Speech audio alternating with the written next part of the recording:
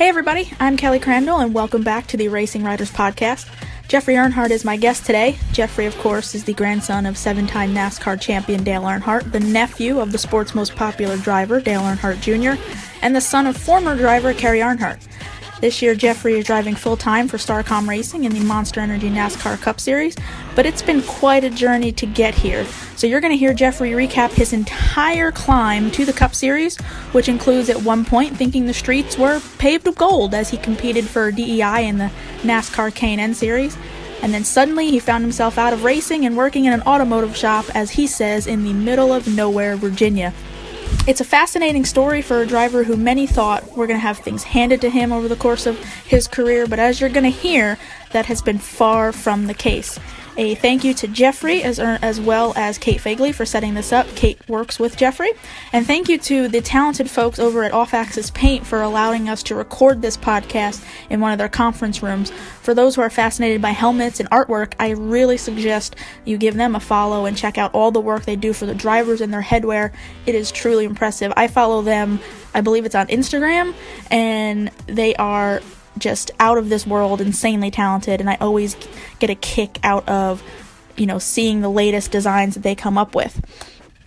So I'm going to cut this intro short this week because Jeffrey and I talked for quite a while, and I think you'll enjoy it and you're going to want to get into it.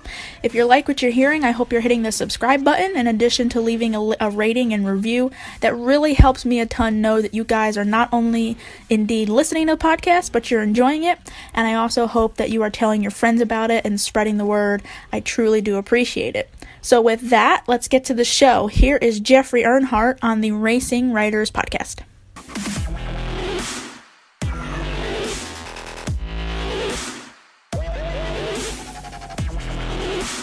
There's not a whole lot to know. No, come on now. I was like, there's no better time. I mean, you've got... I like to hunt and drive race cars. That's about it. Yeah, you've got a full-time ride. I mean, things, after that off-season, oof. It was a tough off-season. Not really sure. I did an interview with Matt Tiff recently, and he said he'd never done a podcast before. Really? Yeah. Have you done podcasts before? Okay. Yeah, I've done. Hopefully... They got, like, all this contraption right here. They set up and do a podcast here, and then... I did one at the JRM studio too. Okay. So. I'm much more low budget and. No, hey, if he gets the job done, that's all that matters, right? Low tech. Okay, so hopefully your expectations, I can meet whatever expectations you may have. Oh, I have none. So. Let's just jump into it. We just came off Atlanta. I actually wanted to ask you because I thought for sure I was like, we're not racing. There's just no way. What do you do as a driver just to fill your time? I mean, we didn't have that long of a rain delay, but what do you do just during that downtime? Sit around and get fat, eat all kind of food. All right, my kind of man. Yeah, it's, really it's just a waiting game at that point, so I don't really do much. I'm not a big-time cup driver, so I don't have a big fancy bus to go lay in and sleep, so I just hang out in the lounge of the hauler or just, shoot the shit with the guys on the team, eat whatever junk food, snacks, whatever they got in the hauler, and that's about it. I'm surprised you didn't come to the media center then, because Atlanta has that big quick trip set up. Yeah, so, I should have. I didn't even think. I didn't even think about that. If I had, now that I know, the next time I'm in a media center where there's a nice layout, of snacks, don't worry, I'll send you a tweet. I messed up there. I should have went to the media center. Yeah. I will next time for sure. Now you know. Yeah. We've got the hookup. So let's talk Starcom Racing. As we just mentioned, you come off an off season where it looked like you were going to be continuing your relationship with Circle Sport and Joe Falk and TMG, and then that just goes poof in the matter of moments. So just kind of recap how did that deal come together? Maybe how worried you were going into the year before you and Derek Cope and everybody kind of hooked up and made that happen. Yeah, it was definitely a rough off season, not really knowing what was going to happen next. I knew I was good to go for next year, and Joe said that he wanted to re-sign me, and I was like, this is great. It's for the first time going through off season I didn't have to worry, and obviously that changed, and I got a phone call like 2 weeks before Christmas or something and said he was getting out of the sport, and then it kind of he ended up doing whatever, but I knew that I had very little time, and we needed to focus on, what I needed to do next to get back in a car. So we started looking around at other opportunities that were out there, and, that late in the season, there's not a ton of them. And, got phone calls from different teams, and really just tried to weigh out all the options that were available for that time of the year. And, Derek had reached out and said, hey, this is what we got going on.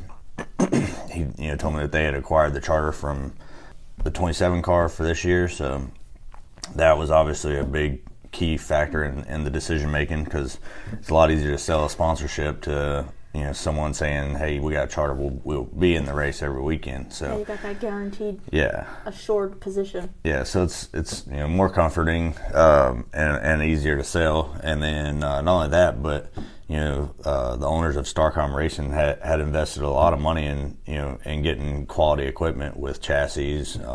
People that are hanging their bodies are good quality body hangers, and also the ECR motors that they had bought, and then also doing the lease program at the super speedways. So, with all that said, it really just made a lot of sense that, hey, this is a team that's looking to grow really quick, and they're, willing to put the money behind it, which, is definitely what it takes in this sport, and reassuring as a driver to see, team owners that excited and interested to grow their race team really rapidly. Derek, he's been around the sport for a long time, and him as the team manager, he knows the ins and outs of the sport. He's been here doing it for a while, so, and he's done very well, at racing. So, with all that said, all the opportunities that were out there, that was definitely the best one, and, it just all made sense. The relationship is obviously still fairly new, but you mentioned Derek Cope, of course, former Daytona 500 winner, has been around a very long time, the ins and outs, as you mentioned. What's it been like getting to work with him? Have you been able to either pick his brain, or just what is that relationship like? Again, it's still fairly new, but how, I guess maybe from a cool factor, is it cool to be able to work with somebody of Derek Cope's caliber? How is that relationship developing? It's been really good, we always talked, in the past, but never like really in depth. And now, getting to pick his brain and kind of, exchange our opinions and thoughts on setups or the way the car's handling, or what, he might have experienced in the past. And, and I've obviously not been racing near as long as him, but, telling him, kind of what my thoughts are on stuff too. And he's so open to listen, and that's nice to have someone that you can talk back and forth with, and know that they're going to listen to what you have to say, and also be able to listen to their input as well.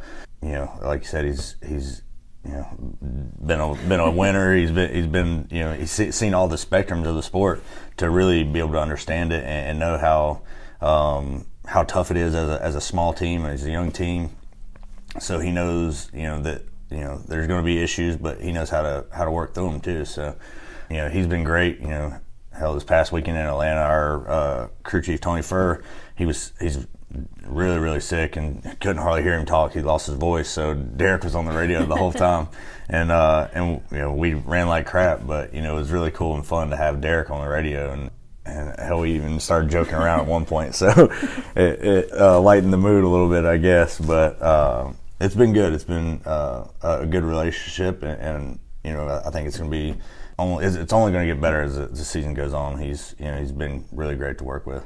As a small team, you mentioned they want to obviously build on their program. They're relatively new too. I mean, I think this is their first full year. Last year they kind of ran limited, I believe. Yep. So again, I'm talking to you so early in the season, and I'd love to catch up with you as the season goes on. But this early in the season, what realistically do you think you and this team can do? What do you want to do besides just build them up to, again, you've got the charter, you're going to compete every week.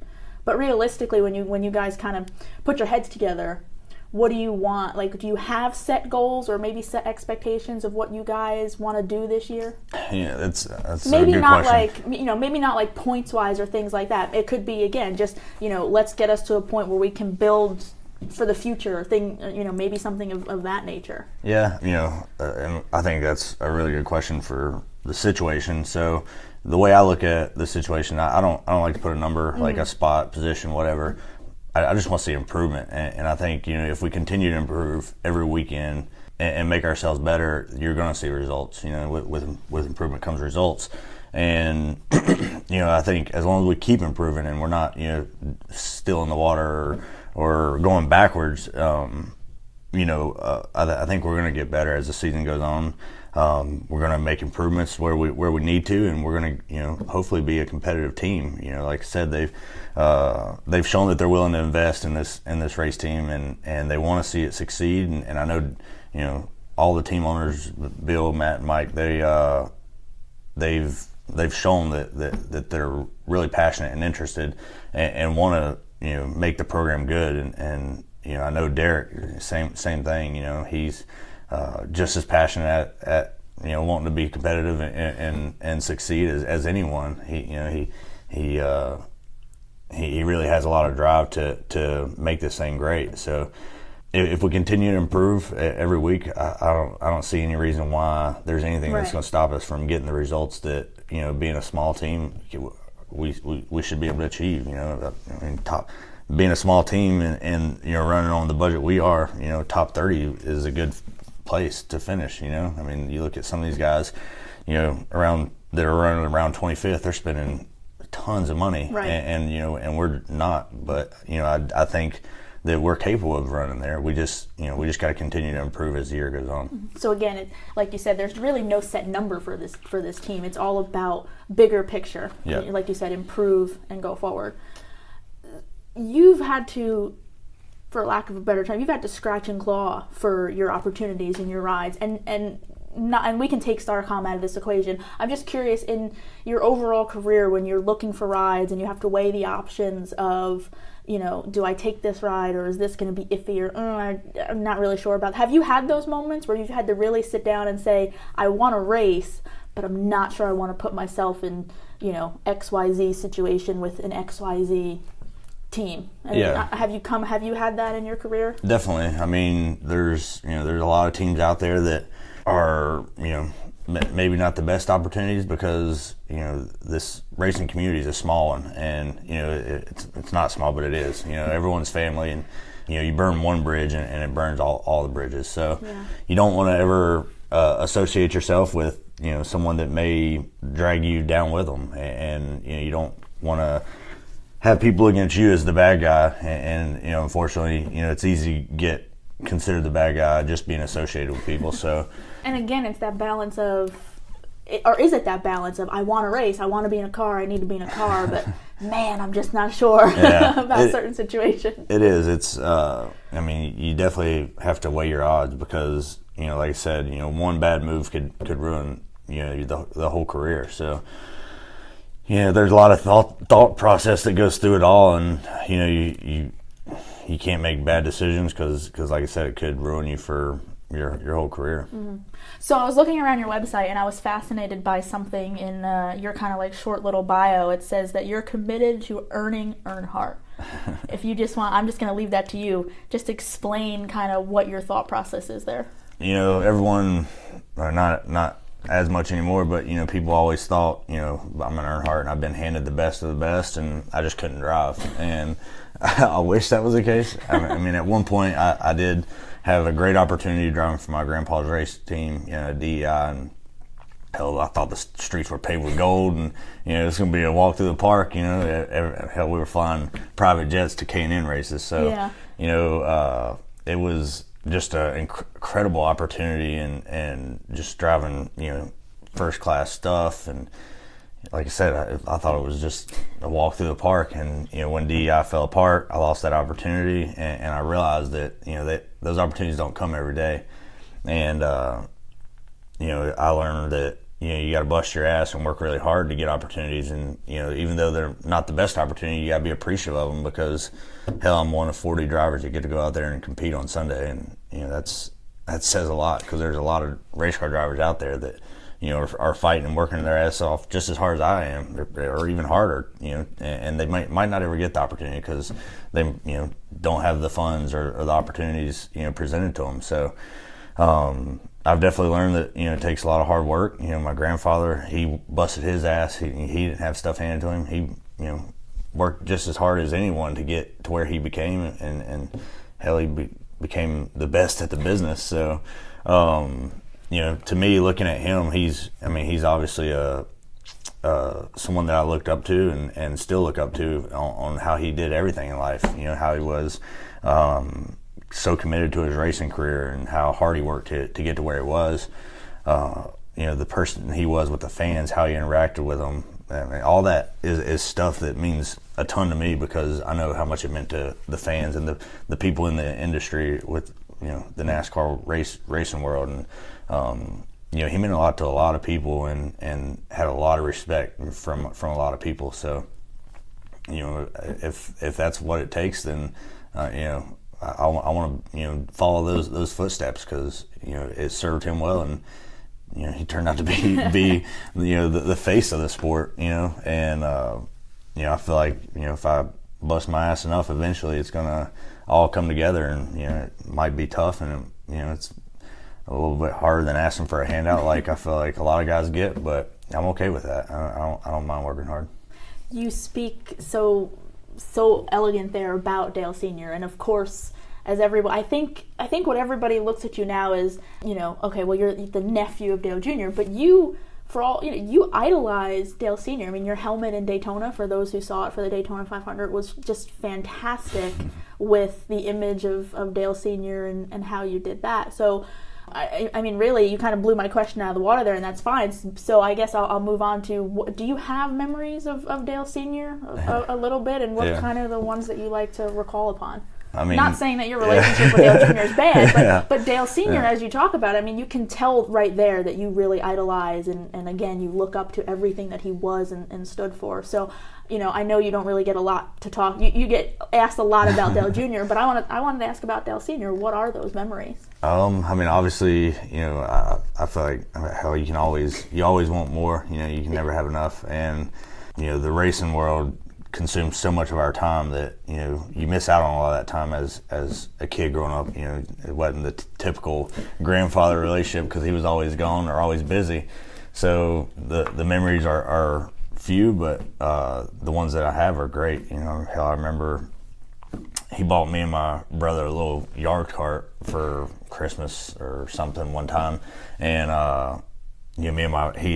this is before DI was even built, and he had 2 tires laid out, and we're sitting here, my brother was driving, and then they had me drive, and I drove it right into a damn fence, and I was like being a little wuss, crying, didn't want to get back on it, and him and my dad made me, and I guess, like, I mean, I didn't have that many memories of my grandfather, but I know, my dad, I feel like he's very similar to how my grandfather was, and how hard he worked. Maybe not directly as to the racing side of things, but my dad was really committed to family instead of racing, and he sacrificed his racing career to focus on family, and I feel like they just had, to me, they had a lot in common, and those two, I mean, I look up to my dad just as much. My dad made me the man I am today by all the ass whoopings I got as a kid, and really just showing me the ropes, and how you got to work hard to be successful in life, and he wanted to make sure I knew that, just like my grandfather did with him. And so I guess a lot of it stems from what I've learned from my dad also, but my grandfather, he was someone that I looked up to. I call it the Dale story. Everyone's got a Dale story, and how they met my grandfather, whether it was good or bad. I love to hear them all, and I hear them, non-stop every time I go to a racetrack, and I love hearing those stories. I'd walk through the campground and just listen to everyone's Dale story if I had the time, and just because it's nice to hear how much he meant to everybody, and I tell people all the time, I don't know that I've ever heard anyone say a bad thing about my dad, and everyone just talks about how nice and good of a guy my dad was. So all that stuff means a lot to me, and I guess is what drives me to want to be like them, and whether it's on or off the track, I want to idolize myself like they were, because to me they're great people. They really did a lot for a lot of people, and I feel like impact a lot of people's lives, including mine. So that's just something that I've always kind of dreamed about being, like them. And you mentioned your dad, and so while your memories with your grandfather are obviously limited, you've been very lucky because your dad's been in your corner since day one. What has it been like to be able to have him spend as much time with you and again, be in your corner with it, whether it's anything that you've done, whether it's, sports outside of racing and certainly your racing career? I mean, he's not hard to find. Yeah. I mean, as a kid growing up, I looked at him like he was the worst person in the world because he was so hard on me, and and I just thought he was trying to be mean. But what were some of the things that he was always on your case about? Or I guess what are some of the things that you did that he always was on your case for? Shoot, everything from cleaning the house to driving a race car. It was always, he always wanted me. I mean, you look at it and you're like, man, he was so hard on me, but.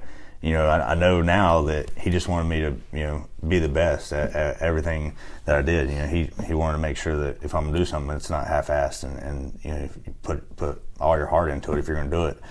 So, I mean, hell, even when I decided I wanted to go racing, I begged him for like 2 years before he finally said, all right, we'll go get a car and sponsors and we'll let you race. And I don't think he expected me to actually do that, and I did. I was fortunate enough that there was family friends in the area of where my stepmom's from in Whitfield, Virginia, that had companies. One of them, Cedar Springs Fish Farm, is one of my first sponsors I ever had, and it's just a good friend of ours that had a farm where he raised trout, and he stocked the creeks. And hell, as a kid growing up, I was like, I don't know, 10 years old, driving the truck along the creek while he was throwing fish in the creek. So. He was one of my first sponsors. Mark for Honda and Suzuki. They're a big, four-wheeler motorcycle ATV place in Whitfield, Virginia. There, he, had a car already sitting there, and I went to both of them. They said, "Yeah, let's do it." And I went to my dad. I was like, "All right, I got a car. I got sponsors. Can I go race?" And he's like, "All right, I guess so." And it's been wide open ever since. But. You make it sound so easy. Did you have to convince him though? I mean, you said it took 2 years. What was finally the breaking point? I don't know what I guess. I guess he got tired of me begging for him to let me go race. I don't know. So I guess he threw everything at me and said, "Go do it." And probably not thinking that I could, and I did. So it was just cool to now looking back at it, just knowing that what I thought was him being hard on me was just him wanting me to be the best man I could possibly be, whether it was on or off the track. Hell, all the chores that I just thought they hated me because they made me do all these chores. Looking back, it's made me a better person. People can't believe I do my own laundry. I'm like, laundry's like, it's nothing, Hell, it's an everyday chore. Yeah, it's like cleaning my bedroom. How I got my ass beat if I didn't. So. Saying yes ma'am, no ma'am, yes sir, no sir. People are like, "Oh, don't say that." It makes me feel old. I'm like, well, when I was a kid, I got my ass beat if I didn't say it. So I'm going to keep saying it. You mentioned something earlier that I wanted to circle back to about, there was that perception that because you were an Earnhardt, like you said, the streets were paved in gold and people were just handing you everything. How much, for lack of a better term, how much crap did you get, Jeffrey, that because your last name was Earnhardt? Whether it's people just assuming that you could race, or things were handed to you, or even maybe just going to school. What was that like, having the last name Earnhardt? It was. I would assume that it's kind of split, right? There's some people who give you crap for it, and there's some people who think it's the coolest thing ever. Yeah, definitely. Growing up, everyone was like, "Man, it's so awesome," and I'm like, oh, I don't know. It's my grandfather. I don't know. I didn't see it as that big of a deal. And I was just a kid that played in the yard. I didn't even race until I was 14. So at the time, I had no interest in it, and I was just living every day as a kid, and thought my grandfather gets to drive a race car. It's kind of cool. And my dad racing, and my uncle. So I didn't really look at it as that big of a deal. But then you also had people that are like, oh, he's a spoiled brat, blah, blah, blah. He's been given everything. And I didn't get handed everything. I was very fortunate and getting the opportunities I've had and being surrounded with the people I've been, for sure. I'm not taking away from that at all, because I'm very, very thankful for, the position I've been in my whole life. But, it's not all exactly just been handed to me either. Mm-hmm. So, it's definitely, like you said, there's people that thought it was really cool, and there's people that just want to give you shit for it. Right. And, you you learn over the years that you can't let the trollers bother you, because they're always going to be there. They're never going to go away. Well, I was going to say, along those lines, nowadays with social media, you're on Twitter. What are some of the things on social media that is it still as bad, or do people kind of think now, oh, that's cool, we still have an Earnhardt around? I mean, you still have your haters. I mean, no matter what, you know, it doesn't matter what you do, you'll never make everybody happy. So, you know. Is it bad though, like for you? Like, what is your social media following like? It's not bad. I mean, for the most part, you know, everyone's very supportive. Everyone, you know. Shoot, even after this past weekend, we had a horrible run, but you know, people are always like, you know, keep your head up, we're behind you, you know, Earnhardt forever. So I'm like, you know, it's awesome to see the dedication from the Earnhardt fans, and you know, that's all because of my grandfather and Dale Jr. and my dad. You know, they're the ones that have built that legacy, and you know, I'm just trying to continue it the best I can. And it's awesome to see the support from the true Earnhardt fans and the true, you know, fans just in general, the people that support me every week. It's you know, without them, I don't get to do this. You know, the fans are what drive the sport. So it's I mean, like I said, you always have the negatives, but for the most part, everyone's pretty positive. So, is it hard to escape though? Because, and what I mean by that is, you know, obviously you've seen what your grandfather and your uncle and your dad went through being an Earnhardt. Here I am, of course, I'm asking about it. Is it hard to escape that, or do you embrace that? I roll with it. You know, it's I don't see myself any different from anyone else. I'm just blessed to be able to go drive a race car at 200 mile an hour. You know, you know, I guess with being through all the stuff I've been through and having to work so hard, you know, I appreciate hard work, and you know, people that are our fans that come out and spend their hard-earned money. You know, they I guess they look at us different, but I look at myself no different than anyone else. You know, I just get to do a really cool thing as a job. You know, and so I guess, you know, I don't really let the fact of being an Earnhardt or being a race car driver really, I don't see it making me any different than anyone else. Yeah. So let's talk racing, because I know obviously that's what you love to do. And I'm curious, and I'm sure there's some people who may not know your complete journey to this point. I certainly don't, and I was trying to look around and find as much as I could. So you started, between the ages of 12 and 14, and I believe you 14. started on, 14. Yep. And is it correct that you started on dirt tracks? Yep. So kind of what was the earliest way that you kind of got rolling with racing? With Raceway, it's a big half-mile high bank dirt track in Wytheville, Virginia, where my stepmom's from, like literally right across the mountain. We'd ride the four-wheeler to it when I was a kid. We'd ride the four-wheeler up over the mountain to the track. So that's kind of why you started there, so to speak. Yeah, it was just a local track. They, as a kid, I'd always go up there, and they have the track packers. You know, they'd water the track down, prep it for the night's race, and I'd get to drive it would be just like a little beater car. I'd get to drive it around the track, you know, packing the dirt in, you know, making the track, you know, prep for the race weekend. And I didn't really, you know, think much about racing.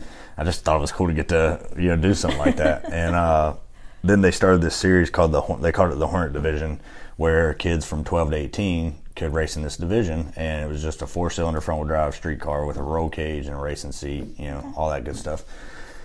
So I was like, man, I want to go racing, because I was 12, and they just happened to start the series, and you know, started at 12 years old, and I was like, I'm old enough, let's go, you know. And you know, like I said, it took 2 years, and finally, I got the opportunity to go race. I started out like midway through the year. I think the 6th race I ever ran, I ended up getting turned head on the outside fence, flipped, landed on the roof. So between the yard cart and then that early on, you weren't really off to a good start. No, it wasn't looking pretty. But so I flipped that one. It was trash. My first race car was actually a Yugo. So I didn't even realize like how old they were, and like everyone was like, a Yugo? I haven't seen one of those in forever. Yeah, just describe for people who don't know, just if you can describe what a Yugo is. Not much. It looks like just a little boxy car, and they're not very fast, because mine wasn't very quick. But you know, it was probably not the most ideal race car to start with, but it was there and it was readily available. But I junked it whenever I flipped it. So then my dad went out and bought a car that had been raced before in that same division by a girl named Lindsay Holman.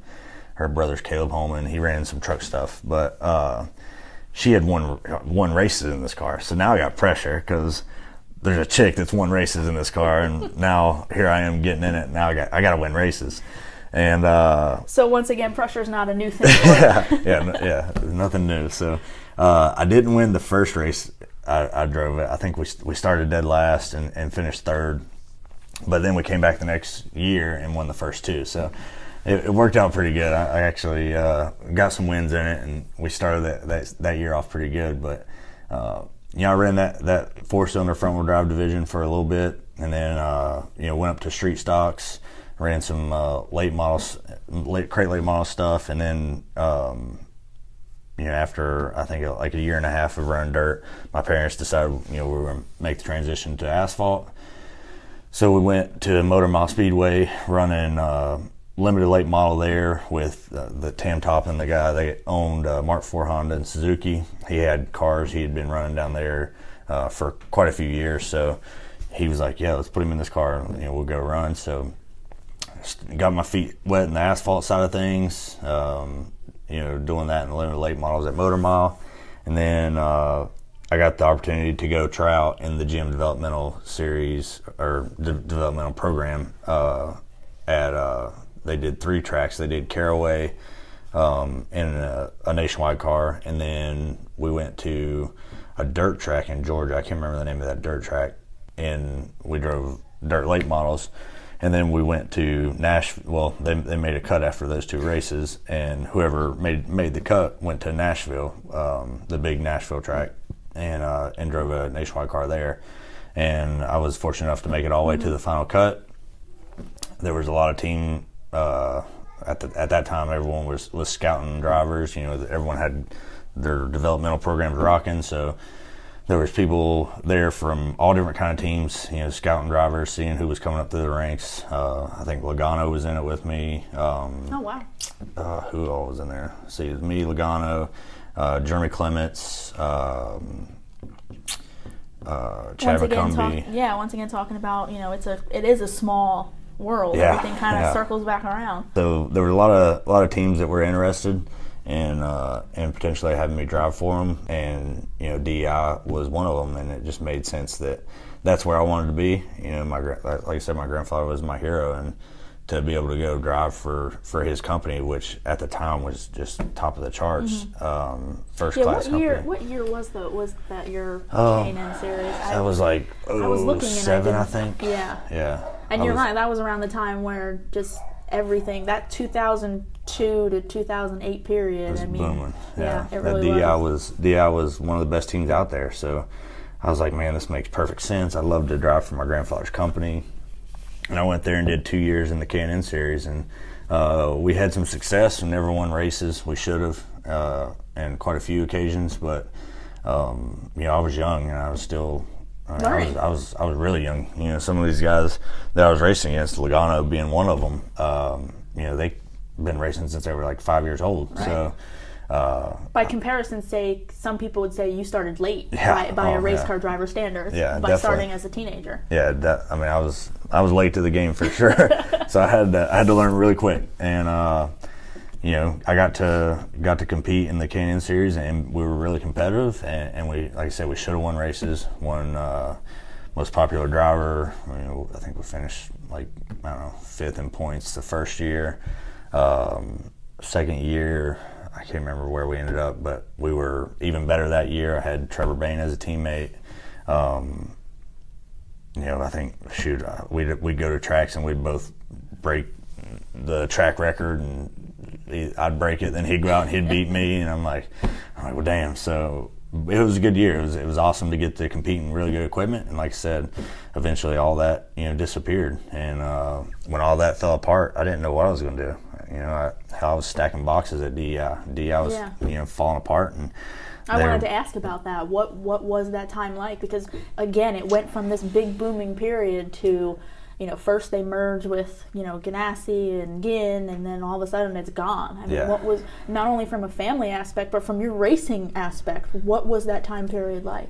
It was tough. You saw guys, getting let go, and, guys that had been at DEI for, God, many years, and, from the start even. And, it was sad to see. And, I was young then, and I probably didn't appreciate the opportunity I had as much as I should have, just being a young, dumb kid. But, it was tough to see everything happening and DEI falling apart and people losing their jobs.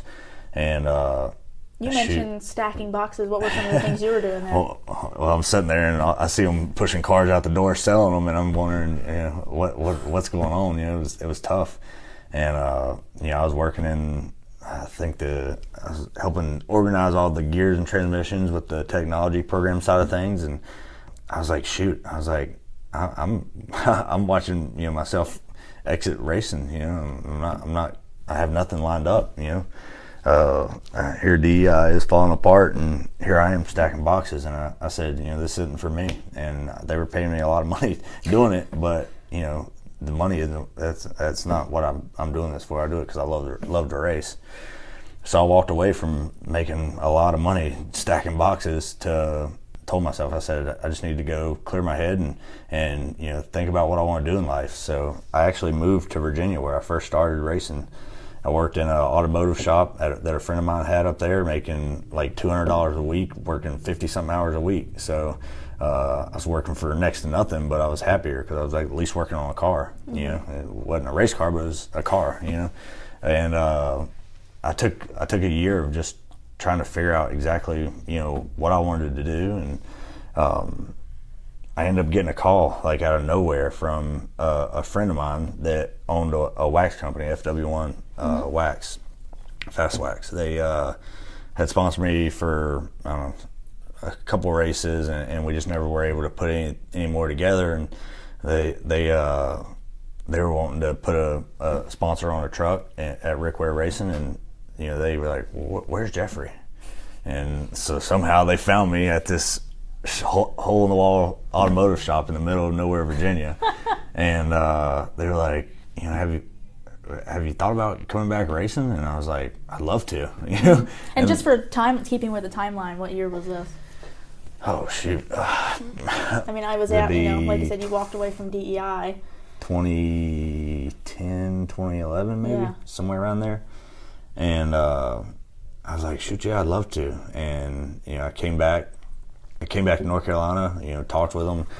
We went out to Vegas as a business trip. It was not exactly the best place to go for a business trip, but we just kind of, threw a bunch of ideas around and started up a great friendship, which is now what is JEI. Everyone that's part of my company, we're all involved in this time period where we all said, hey, let's get back on the track and let's go race. So Rick Ware gave me the opportunity to run some truck races for him, and we did that deal for a little bit. It didn't turn out the way we had planned it to, but it was a great opportunity because it got me back out there. And then from that point on, it was just piecing stuff together here and there with Xfinity rides and doing partial seasons and just trying to get in wherever I could and scratch all the sponsorship up I could to continue to compete. As I said, I haven't had things handed to me, so I've worked really hard and busted my ass and had great people in my corner backing me up and helping me. So, did that for, God, I don't know how long, until JD Motorsports actually offered to give me a full-time ride, and that was my first actual full season in the Xfinity Series. So we had some good runs there, and really I felt like I really improved a lot as a driver, and learned a lot through that year and better myself. And after that I did another partial season in Xfinity, which was tough, but we just didn't really have the sponsorship and funding to do a full season. And then I got a call from the 32 team at Go Fast Racing to come run a cup car, and I didn't know if I was quite ready for that, but it was an opportunity, and I felt like it was something I couldn't pass up. And I was very glad I did it, because it kickstarted a whole lot of things for me, and really got me a lot more recognition, got my face out there a lot more, and I was able to get partnered with a bunch of great companies like Can-Am, and just was a really, I guess, big turning point in my career, I felt like.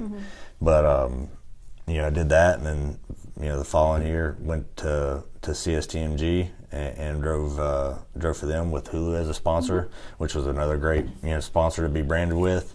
They obviously are a big company and have a lot of recognition, so great to be able to brand myself with someone of that caliber. And then here we are this year running for Derek Hope. Long story. I guess I probably could have been a little shorter with it. I love it because, again, I didn't know. I mean, honestly, I didn't know the very beginnings. And of course, I've seen the last couple of years where you mentioned scratch and claw, put stuff together, piece stuff together. So, again, I mean, if I didn't know that, I'm sure there's many people who are like, how exactly was that climb? And you mentioned something in there that I, like, to me, when you said it, like, my eyes went wide for a minute, but you, for all intents and purposes, were out of racing. You, like you said, you went to Virginia, you were working in a car shop, in the middle of just nowhere. I mean, you're out of racing.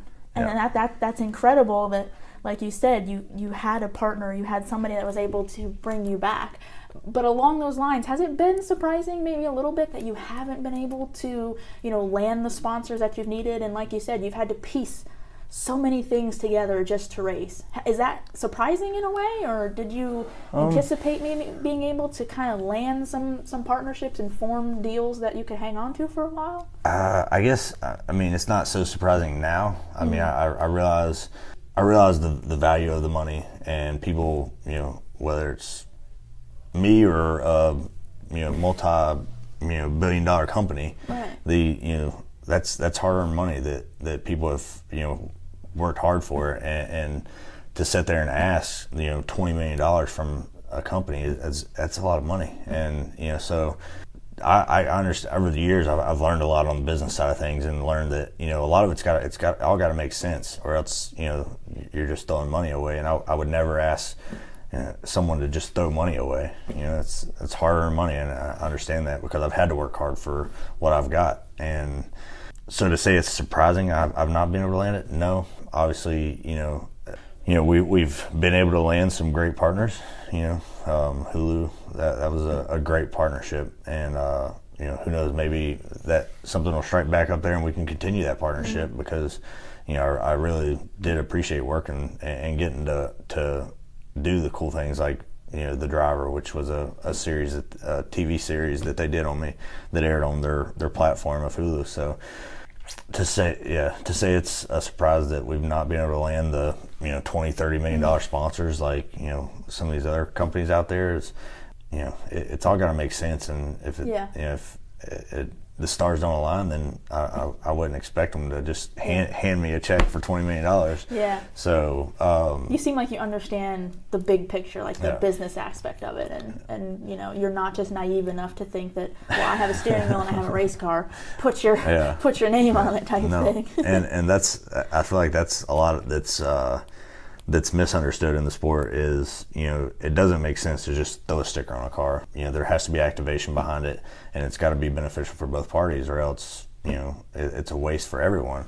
So over the years, I've learned that, and Kate, she's actually drugged me into it even deeper, into understanding like the B2B play on things of, where you can bring a company in and provide them more business for their company, where everyone's got a win-win. It's really hard to show an ROI in this sport, so a B2B platform makes perfect sense because it's right there. It's like, all right, well, you put your sponsorship dollars into this car and we'll get you this much more business. So the B2B platform is definitely, seems like it's the way the sport's going, and it's, like I said, it's just easier to show a return on investment for these companies that are willing to put fortunes into these race cars. Yeah, well, we love Kate Faley. We'll make sure she knows she's getting a shout out. But so you're in Cup, you've done Xfinity, I think you've also done Truck a little bit, K&N, I think you even have a Pinty Series start, and even Grand Am Rolex cars.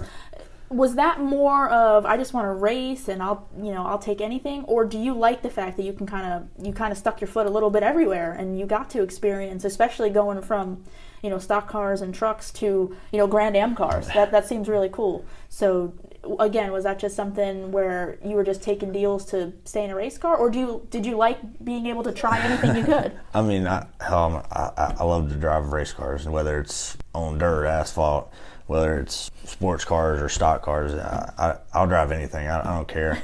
I love the sport. I love the competitive side of it. I feel like any form of racing seems like it's just such a great sport, and the friendships and relationships you build through whatever it may be. The Grand Am side of things was awesome.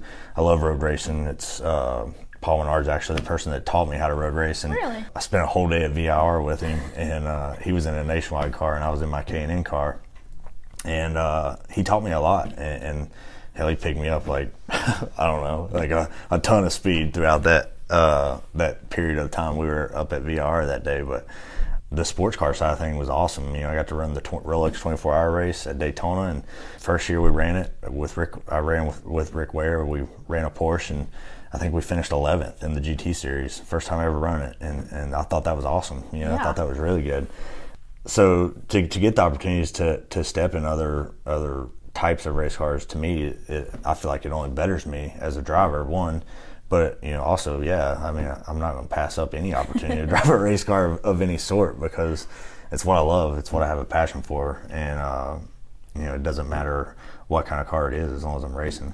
So what did you learn from Paul Menard? Was there something that stuck out in particular, or did he completely lead you astray? I learned he was a lot better than me. No, I learned a ton about, the difference in how you drive a car on a road course to circle track.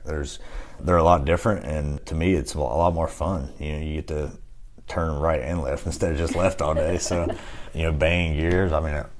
Braking points, trying to outbrake the next guy in front of you. There's a lot that really goes into it, and rhythm too. Like I feel like I have no rhythm, but I feel like I do pretty good on a road course. Right. So it's like a whole new way to challenge yourself. It is. So I guess that's kind of the same as like being able to step in some other kind of race car. Going to run road courses just changes it up in the middle of the year, and gives you something new to try and focus on. But you used to see all these road course ringers come in and just go to work on everybody, but now all these guys are they're experts at every level. I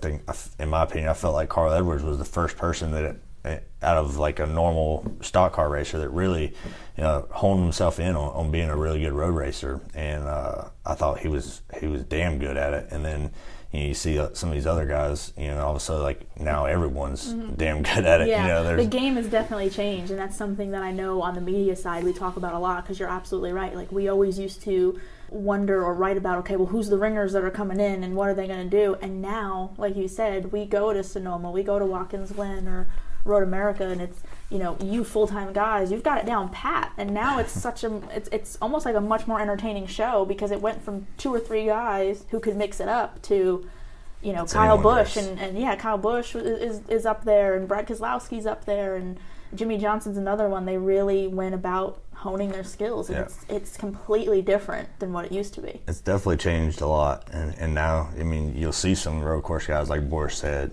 come and get in these cup cars, and it's just like, now it's the opposite. They come in and they can't really do much for it.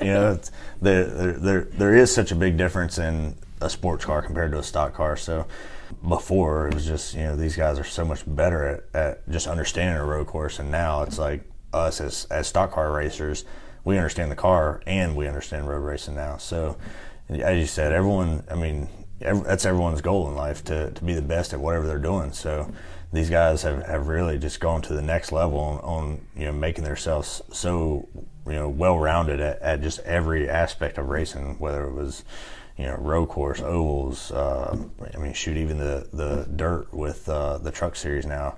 These guys are having to reach out and make themselves well-versed in every aspect of racing, not just driving and making left turns. It takes everything to be a champion, and these guys are understanding that, and they're doing everything it takes to be that. So a few more things for you, Jeffrey. Did you ever dabble in other sports, maybe before you started racing or when you were younger? And the reason I ask that is because I can't leave here without asking about the MMA dabbling that you did. But in general, did you ever try any other sports maybe when you were younger? Yeah, I ran track. Yeah, I don't know what made me decide to go out for track one day, but I was like, screw it, I'm going to try it. I discovered I was a really fast runner, and I was a sprinter I did track for a couple of years, and then I guess I did track for 2 years. I ran track in middle school.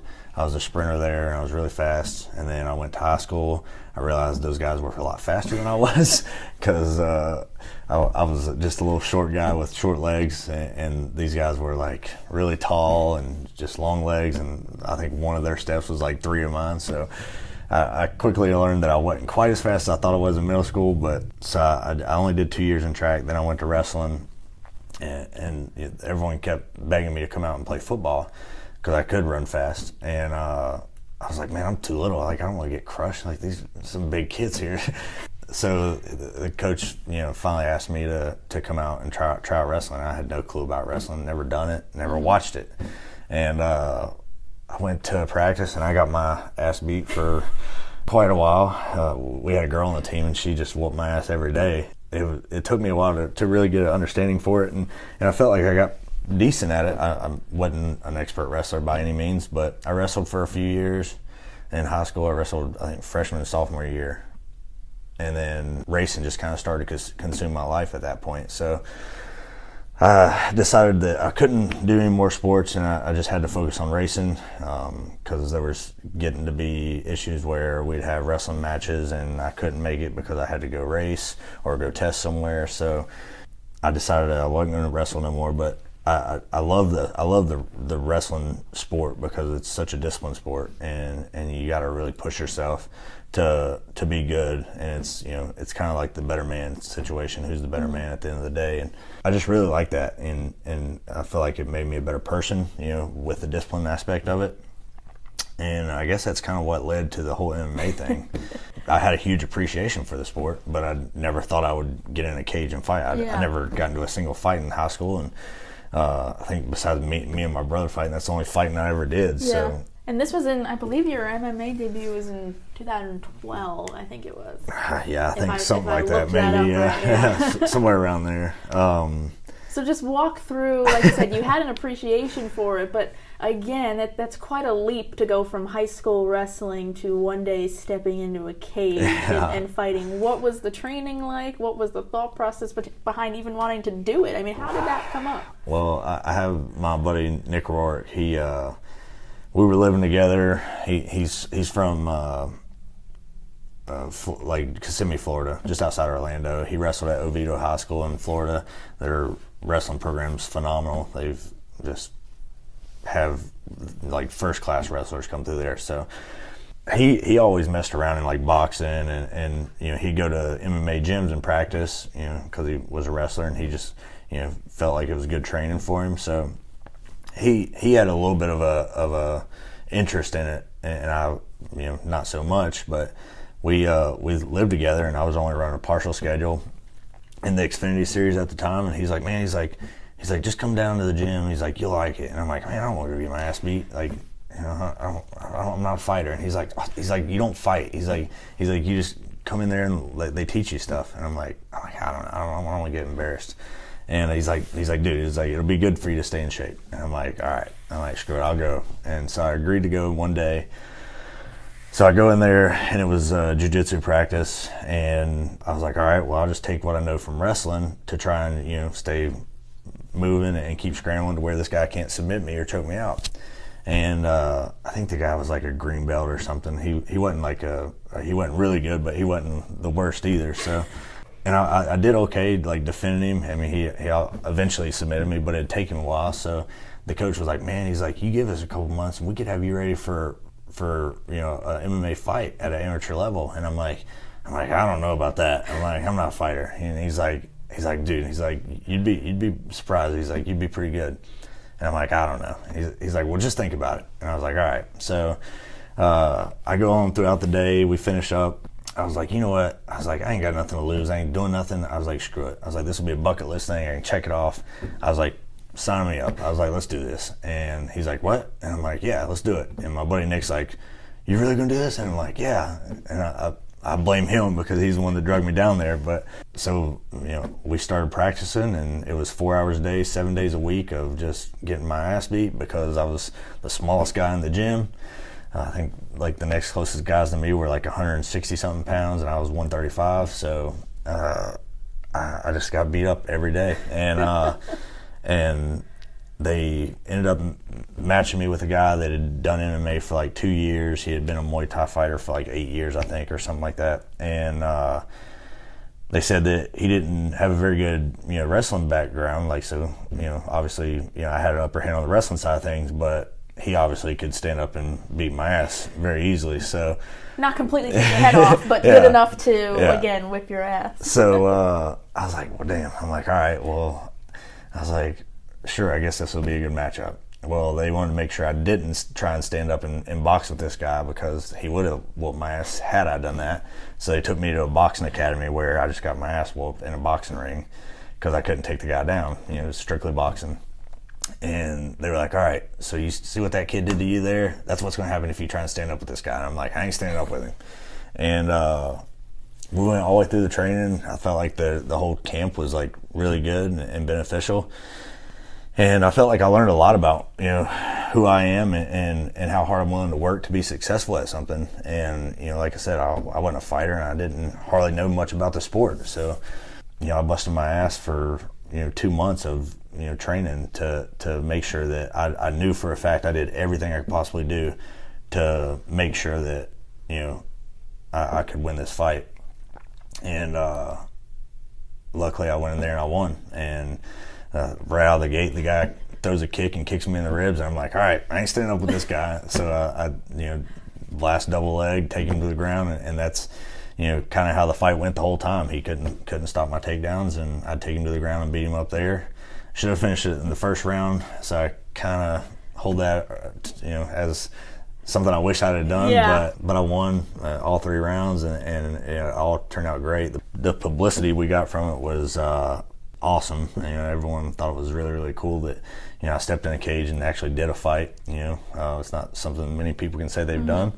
And like I said, I learned so much about who I am and how hard I'm willing to work at something that I have no clue about. But I pushed myself to make sure I was going to be successful at it. So to me, as a character builder, it was the best thing I could have ever done in my life. But it was one and done. Yeah, one and done. I figured I'd go out on top. You know? So we shouldn't expect to see. All right, you're gonna stick to the 0-0. Shit hurts too much. But my buddy Nick Rourke that convinced me to go do it. He just had his first fight with the UFC, and at the time, whenever I did my fight, he had never even fought MMA before. So after he saw me do it, he's like, all right, I'm gonna do this. And he went full force in it. Now he's training out in Colorado with some of the best guys in the sport, and a bunch of guys that fight in the UFC. And now I think he's got like 3 or 4 more fights with the UFC after his last fight. So it was pretty cool to see him actually getting success on the MMA side of things. And he says the same about me finally being a cup driver. We both always sat there and joked around about how funny it is that he's an MMA fighter and I'm a race car driver. And we're always like, man, if we ever told girls this when we're at a bar, they'd just laugh at us like we're idiots. But it's true, and it's just cool to see the success and how far we've both come over the years. That's awesome. That's quite something. But one and done. Yeah, one and done. So 2 more things for you, Jeffrey. You mentioned earlier the Hulu series that you did called The Driver really helped a lot of fans get to see who you are and what you're about. But it's also, anybody who's at the racetrack can easily see you're very much laid back. You like your jeans, your cowboy boots, and you mentioned earlier hunting and drive race cars. Yeah. So is that... Obviously, that's an accurate description, but is there anything else that we don't know about Jeffrey Earnhardt? Well, just recently I've taken in a stray cat, and it's oh boy, yeah. I'm not a cat guy. I got a new dog, and I like to duck hunt, so I sent him off to camp to be trained to be a good waterfowl retrieving dog, and all my buddies have to work during the week, and I'm fortunate enough that a lot of times with during duck season I don't have to work during the week. So there's a lot of mornings where I was going out by myself, and I was like, man, this sucks. And so I broke down and bought a dog. I was like, well, at least I can have a dog go with me.